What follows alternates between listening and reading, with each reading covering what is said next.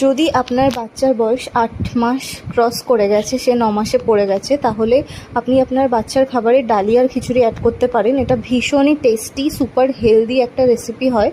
তো এখানে আমি ডালিয়াগুলোকে না গ্রাইন্ড করে নিয়েছি মিক্সিতে। এটা অপশনাল, কেউ চাইলে নাও করতে পারে। আর সবজি যেগুলো নিয়েছি সেগুলো গ্রেট করে নিয়েছি, কারণ আমি চাইছিলাম আমি পেস্ট করে দেবো না, সেই জন্য। তো এখানে যে কোনো রকমের সবজি অ্যাড করা যেতে পারে। এখানে আমি ঘিতে ফোড়ন দিয়েছি। এই বয়স থেকে বাচ্চাদের ফোড়নের খাবার দেওয়া যেতে পারে। আমি ঘিতে সর্ষে, কালো সর্ষে এবং জিরে, এই দুটো ফোড়ন দিয়েছি। একটু হলুদ অ্যাড করেছি, আর জিরে পাউডারও অ্যাড করা যেতে পারে। আর আমি নুন অ্যাড করেছি, এটা সম্পূর্ণ অপশনাল, আপনারা চাইলে নাও করতে পারেন।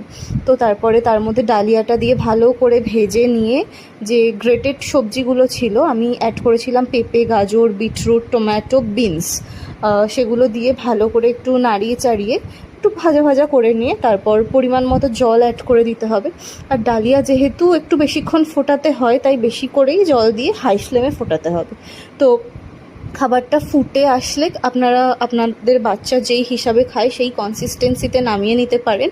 যেহেতু বাচ্চার বয়স 8 মাস হয়ে গেছে, তাই একটু লিকুইড বেশি রাখার দরকার নেই, একটু গাঢ় গাঢ় হলেই তারা ভালোভাবে সেটাকে নিতে পারবে। তো আমি এই কনসিস্টেন্সিতে নামিয়েছিলাম, আমার বেবি এটাই খায়। তারপর ওকে এইভাবে সার্ভ